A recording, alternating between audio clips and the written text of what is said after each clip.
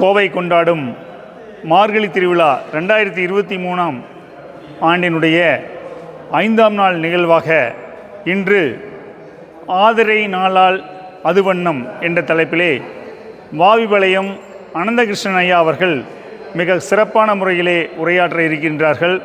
அது சமயம் அனைவரும் வந்திருந்து செங்கப்பு கோனார் திருமண மண்டபத்திலே நடைபெற உள்ள இந்த சொற்பொழிவினை கண்டு இறைவன் அருள் பெறுமாறு அன்புடன் அழைக்கின்றோம்.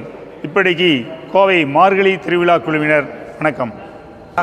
ரொம்ப மகிழ்ச்சியாக இருக்குது. இந்த விழா ரொம்ப சிறப்பாக இந்த 8 வருஷமாக நடந்தது பெரிய மகிழ்ச்சி. எங்களுக்கெல்லாம் ரொம்ப மகிழ்ச்சி. இறைவன் உணர்த்திகிட்டே இருக்கிறாரு.